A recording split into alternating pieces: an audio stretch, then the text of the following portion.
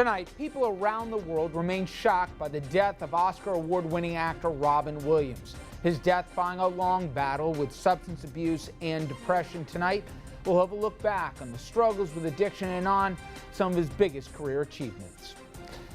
And the income inequality gap, it is not shrinking, friends. A new report released by Mayor Bill de Blasio and a task force of mayors from across this country's cities say it is only widening. Tonight, one of the authors of that report joins RFL to talk about why the inequality gap isn't getting any better. Plus, believe it or not, it's been 10 years since former New Jersey Governor Jim McGreevey came out to the world and stepped down from his job. Would a similar scenario today have prompted the same outcome? Good evening, everyone, and welcome to RFL. I'm Richard French, and thank you so much for joining us. We're going to get to the other headlines in just a minute, including our conversation with Governor McGreevey. But tonight, we begin the story that is still sending shockwaves around the country. Young or old, everybody knew his work. Tonight, Hollywood and the rest of the globe mourning the loss of what can only be described as a comedic genius. Oscar award-winning actor Robin Williams dying from apparent suicide at the age of only 63. Today, police in California reported Williams' personal assistant found him with a belt around his neck at his California home. Cuts were also found on his wrists, and a pocket knife was located nearby. The preliminary, and I again say preliminary, results of the forensic examination revealed supporting physical signs that Mr. Williams' life ended from asphyxia due to hanging. Toxicology testing will be conducted to determine if Mr. Williams had any chemical substances in his system at the time of his death.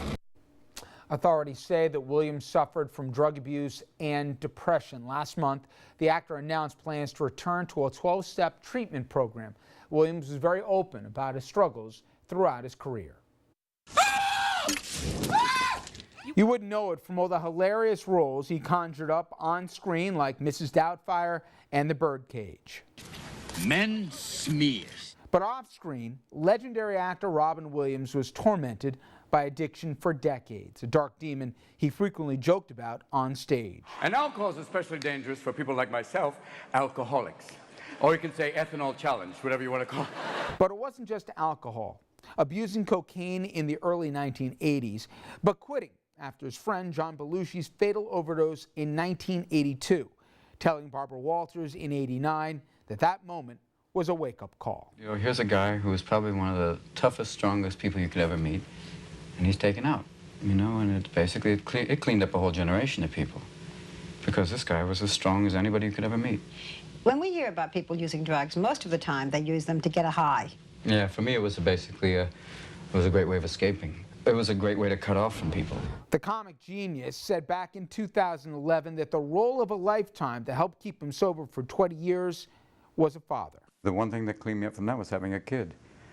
That's immediate, if that's the same of, you know, and I didn't have any rehab or any, you know, any groups. But after those 2 decades of sobriety, Williams says he sampled some whiskey in 2006 and within a week was hooked.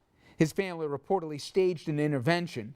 He spoke about the grip of addiction with Diane Sawyer just 2 months after leaving rehab. Away, quiet time. Good though, I'm back. People say, how do you feel? With my fingers. It was just alcohol? Just alcohol. That's enough, really. To talk about it as caused by something... Not caused by anything, it's just there. Lays in wait and for the time when you think, it's fine now, I'm okay. And then beep. And then the next thing you know, it's not okay. You're standing at a precipice and you look down. There's a voice, and it's a little quiet voice that goes, jump.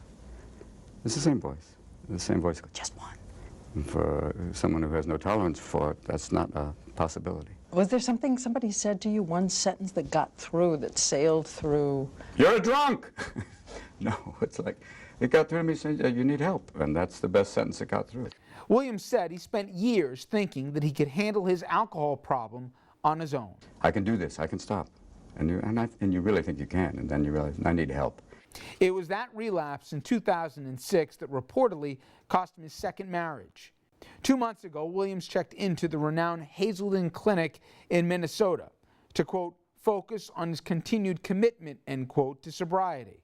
His rep telling the news that it was not a relapse. The world now left with the advice a wise Williams once gave to a younger version of himself. Don't be running so fast. And that's it. How much have you loved That's a simple question. How much have you loved doing what you do, or loved being with the people? If you can answer that question pretty positively, then you're doing okay. It's a good life.